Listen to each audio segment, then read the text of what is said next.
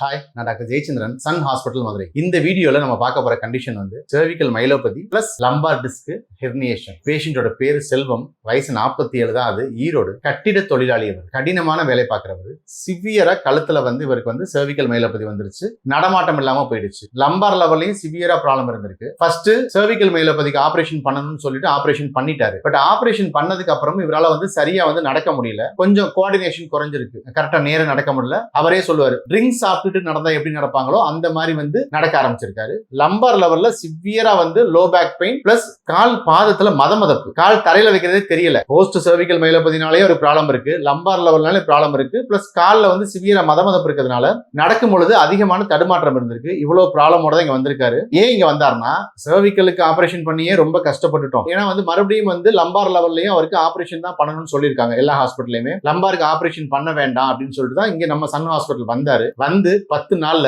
அவர் கம்ப்ளீட்டாவே நல்ல நார்மலா நடந்து போயிட்டாரு. இப்போ ஒருத்தர் பெயின் சிவியரா வந்திருக்காரு அப்படின்றது வந்து வேற. இவருக்கு பெயினோட சேர்த்து நடமாட்டமே இல்லாம போயிடுச்சு. நடையில வந்து தடுமாற்றம். நடந்தா கீழே விழுகிற மாதிரி நடப்பாரு. அதாவது குடிச்சிட்டு நடக்கிற மாதிரி நடந்துகிட்டு இருந்தாரு. இப்போ இங்க வந்து அந்த 10 நாள்ல கம்ப்ளீட்டாவே சரியாயிட்டாரு. அவரோட ரிவ்யூ வருது பாருங்க. அவர் ரிப்போர்ட்டையும் நான் காமிக்கிறேன். நானு இதுக்கு நாங்க இங்க அவருக்கு எந்த மெடிசனும் கொடுக்கல. அவருக்கு ப்ராப்பரா பிசியோதெரபி ட்ரீட்மெண்ட் காலையில 9 மணில இருந்து நைட் 9 மணி வரைக்கும் வந்து அட்வான்ஸ்டு பிசியோதெரபி ட்ரீட்மெண்ட். இப்போ எக்ஸாம்பிள் வந்து electrotherapy, manual therapy plus lumbar லெவலுக்கு அவருக்கு நாங்க டீகம்ப்ரஷன் யூஸ் பண்ணோம். நம்ம ஹாஸ்பிட்டல் இருக்கிற ரோபோஸ்பைன் அட்வான்ஸ்டு நான் சர்ஜிக்கல் டீகம்ப்ரஷன் தெரபி மூலமா ஸ்பைனை வந்து கம்ப்ளீட்டா நேர சரி பண்ணி கொடுத்திருக்கோம். அவர் காலில் இருக்க பாத மதமதத்துக்கு லேசர் ட்ரீட்மெண்டா இருக்கட்டும், ஷாக் வேவா இருக்கட்டும், ஃபுட் ரிஃப்ளெக்ஸாலஜியா இருக்கட்டும், நீடில் தெரப்பியா இருக்கட்டும், இந்த மாதிரி நிறைய ட்ரீட்மெண்ட் கொடுத்து கம்ப்ளீட்டாவே அவர் சரி பண்ணி கொடுத்துட்டோம். அவரோட ரிவ்யூ வருது பாருங்க. உங்களுக்கே தன்னம்பிக்கை பிறக்கும். அவர் வரும்பொழுது எப்படி நடந்தாரு, திருப்பி போகும்பொழுது எப்படி நடந்தாருன்ற வீடியோ கூட நான் வச்சிருக்கேன். நான் காமிக்கிறேன் பாருங்க. எதுக்காக இந்த வீடியோ? உங்களுக்கு cervical myelopathy இருக்கு, கழுத்துக்கு ஆபரேஷன் பண்ணிட்டோம், ஆபரேஷன் பண்ணதுக்கு அப்புறம் வந்து என்னால வந்து திருப்பி வந்து சரியா நடக்க முடியல, கோஆர்டினேஷன் வரல, என்னால ஒரு வேலையை கரெக்டா செய்ய முடியல, தடுமாற்றம் இன்னும் இருக்கு, இல்ல என்னால வந்து பழையபடி 100% மாற முடியலையா, நம்ம சன் ஹாஸ்பிட்டல் வாங்க, உங்களை 100% சரி பண்ணி கொடுக்கறதுக்கு ஹெல்ப் பண்றோம். தேங்க்யூ. இது செல்வம் பேஷண்டோட எம்ஆர்ஐ ரிப்போர்ட். அவருக்கு லம்பார் லெவல்ல L2 L3 L3 L4 L4 L5 L5 S1 எந்த அளவுக்கு வந்து டிஸ்க் வந்து ப்ரொட்ரூஷன் இருக்குன்னு பாருங்க. இது நார்மலா ஃபில்மை பார்த்தாலே தெரியுது. ஸ்பைனல் கேனலோட டயமீட்டர் காணோம், சுத்தமாவே இல்லை. இப்ப நார்மலா இந்த ஸ்பைனல் கேனல் டயமீட்டர் வந்து மினிமம் வந்து 10 மில்லிமீட்டருக்கு மேல இருக்கும். இங்க இருந்தே குறைஞ்சு இங்கெல்லாம் வந்து ரொம்ப ஒரு 2 மில்லிமீட்டர் 3 மில்லிமீட்டர் அந்த அளவுக்கு மோசமாயிடுச்சு. வரும்பொழுது சிவியர் பெயினோட நடக்கவே முடியாம தான் வந்தாரு. இது அவருக்கு cervical myelopathy இருந்தது. cervical myelopathyக்கு ஆபரேஷன் பண்ணிட்டு அதுக்கடுத்து வந்து லம்பார் ஸ்பைன்லயும் ஆபரேஷன் பண்ணணும் அப்படிங்கிறப்பதான் பயந்துகிட்டு தான் இங்க வந்தாரு. இப்ப இங்க வந்து சுத்தமாவே சரியாயிட்டாரு. இதோட ஃபுல் ஃபில்ம் எந்த அளவுக்கு அவருக்கு மோசமா இருக்குன்னு பாருங்க. cervical லெவல்ல இருந்து ஆபரேஷன் பண்ணிட்டாரு. லம்பார் லெவலுக்கு இப்ப ஆபரேஷன் பண்ணாமையே நம்ம ஹாஸ்பிட்டல் இருக்கிற ரோபோஸ்பைன் மூலமா அட்வான்ஸ்டு நான் சர்ஜிக்கல் ஸ்பைனல் டீகம்ப்ரஷன் தெரப்பி மூலமா கம்ப்ளீட்டா அவரை சரி பண்ணி கொடுத்திருக்கோம். இது அவர் இங்க வந்தப்ப அவருக்கு எடுத்தது 27 ஏப்ரல் 2026. அவர் இங்க வந்தப்ப அவருக்கு எடுத்த பயோடெசிமீட்டர் ரிப்போர்ட். கால் தொடு உணர்வு, பாத மதமதப்பு எப்படி இருந்ததுன்னு பார்த்திருக்கோம். ரைட் சைடுல 34 இருந்துக்கு, லெஃப்ட் சைடுல 28. ரெண்டுமே ரொம்ப சிவியரா தான் இருந்தது. அடுத்து 30 ஏப்ரல் ஒரு 4 நாள் கழிச்சு எடுத்து பார்த்தப்போ ரைட் சைடு வந்து ஓரளவு பரவாயில்ல, கொஞ்சம் மாடரேட்டா 23 வந்திருக்கு, லெஃப்ட் சைடுல வந்து 17 வந்திருக்கு. இந்த அளவுக்கு குறைஞ்சு வந்திருக்கு. அடுத்தது 3ஆம் தேதி, அதாவது வந்ததுல இருந்து ஒரு கரெக்டா வந்து ஒரு வாரம் கழிச்சு எடுத்து பார்த்தப்போ நல்லாவே குறைஞ்சிருச்சு. ரெண்டு பக்கமுமே வந்து எல்லாமே வந்து ஒரு 15 17 18, இந்த கால்லையும் 16 17 18 16 நல்லாவே குறைஞ்சிருச்சு. அவர் கால் பாத மதமதப்பு சுத்தமாவே சரியாயிடுச்சு. இப்ப நல்லா நார்மலா நடக்க ஆரம்பிச்சிட்டாரு. அவருக்கு அந்த லம்பார்ல இருந்த அந்த டிஸ்க் ப்ரொட்ரூஷன், டிஸ்க் எக்ஸ்ட்ரூஷன் இது எல்லாமே வந்து சுத்தமாவே சரியாயிடுச்சு. அதுக்கு தான் ப்ரூஃப். ரிவ்யூ வருது பாருங்க. தேங்க்யூ. என் பேர் செல்வங்க. சொந்த ஊர் கோபிச்செட்டிப்பாளையம். கட்டட வேலை, கூலி வேலை செய்யறதுங்க.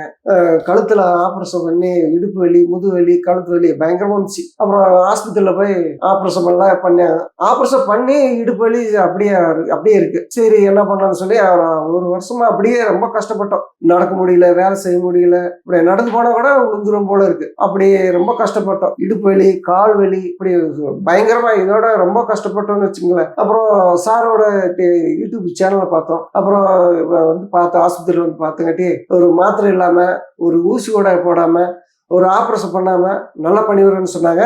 அதே மாதிரி நல்லா 10 நாள் வந்து இன்னைக்கு கூட 10 நாள் ஆச்சு. சார் நல்லா பண்ணிவிட்டாங்க. நான் நல்லா இருக்கிறேன், நான் சந்தோஷமா இருக்கிறேன். வந்து அழுதுட்டே வந்த ஆஸ்பத்திரிக்கு இப்போ நான் ரொம்ப சந்தோஷமா இருக்கிறேன். சாருக்கு ரொம்ப நன்றி. இப்போ இங்க உங்களுக்கு எவ்வளவு நேரம் ட்ரீட்மெண்ட் கொடுத்தாங்க, என்னென்ன மாதிரி ட்ரீட்மெண்ட்லாம் கொடுத்தாங்க சார்? சார் 9 மணிக்கு ஆரம்பிக்கிறாங்க, காலையில 9 மணிக்கு ஆரம்பிக்கிறாங்க, நைட்டு 9 மணிக்கு முடிக்கிறாங்க. ஆனால் மாற்றி மிஷின் பேர் சொல்ல தெரியல, ஆனால் மிஷினை வச்சு நல்லா பண்ணிட்டாங்க. இப்போ நல்லா இருக்கிறேன். கால் வலி கூட இல்லை, இடுப்பு வலி கூட இல்லை, ரொம்ப ஃபைனாக இருந்துச்சுங்க. இதோட ரொம்ப கஷ்டப்பட்டேன். வரும்பொழுது உங்க நடையில வந்து தடுமாற்றம் இருந்தது, ஆமாங்க சார். கொஞ்சம் கஷ்டப்பட்டு தான் நடந்தீங்க. ஆமா. இப்ப எப்படி நடக்கிறீங்க? இப்போ நல்லா இருக்குங்க சார். இப்போ நல்லா நான் நடக்கிறீங்க. இப்போ நல்லா நடக்கிறேங்க சார்.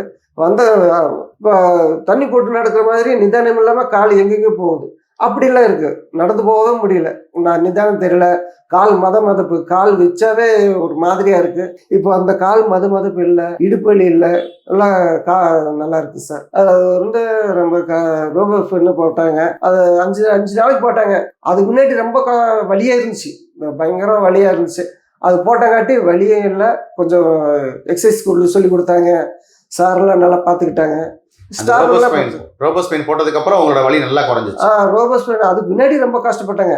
அந்த ரோபோஸ்பைன் போட்டாங்காட்டி தான் கொஞ்சம் இந்த வலியே அப்படியே குறைஞ்சிருச்சு. அதுக்கப்புறம் சரி பரவாயில்ல அப்படின்னு சொன்னாங்காட்டி ஒரு நாளைக்கு 2 நாளைக்கு வச்சா போதும்னு சொன்னாங்க. நான் நல்லா இருக்குது அப்படின்னு நான் இப்போ 5 நாள் போட்டேன். ஆனால் இப்போ வலி இல்லாத ஒன்றும் இல்லை, நல்லா இருக்கு சார். எக்ஸசைஸ் எல்லாமே சொல்லி கொடுத்துருக்காங்களா சார்? சார்லாம் சொல்லி கொடுத்தாங்க. எக்ஸசைஸ் எல்லாம் சொல்லி கொடுத்தாங்க. நல்லா ஞாபகம் இருக்கு. வீட்லேயும் பண்ணிக்கணும்னு சொன்னாங்க. நல்லா பண்ணிக்கிறேன். எக்ஸசைஸ் தொடர்ந்து செய்யுங்க.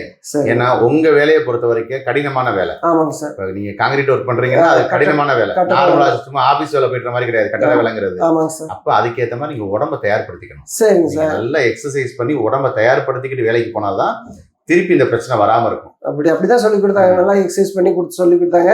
இதே எக்ஸசைஸ் ஒரு 3 மாசத்துக்கு 2 மாசத்துக்கு பண்ணுங்க, ஒன்றும் பிரச்சனை இல்லை அப்படின்னு சொல்லி கொடுத்தாங்க. நல்லா பண்ணி கொடுத்தாங்க. இப்போ நீங்க ஊருக்கு போனீங்கன்னா நீங்க நடக்கிறத பார்த்து எல்லாரும் என்ன நினைப்பாங்க, எப்படி இருக்கும்? ஐயோ ரொம்ப சந்தோஷமா இருக்கு. போறாங்க. இதே மாதிரி எங்க ஊர்ல 2-3 பேர் இருக்கிறாங்க. இது அவங்க சொல்லியிருக்காங்க, ஐயோ என் பையன் இப்படி இருக்கிறானே, நீ போனது எப்படி இருக்கு, நல்லா பண்ணி விட்டாங்களா இல்லை ஏதாச்சும் பண்ணுறாங்களா அப்படின்னு சொன்னாங்க. நான் போய் நல்லா பார்ப்பேன். நல்லா பண்ணுறாங்க. நல்லா ட்ரீட்மெண்ட் எல்லாம் நல்லா பண்ணுறாங்க. அவங்களும் அனுப்பிச்சுடுவேன். நல்லா இருக்கு. சரிங்க சார். Thank you sir.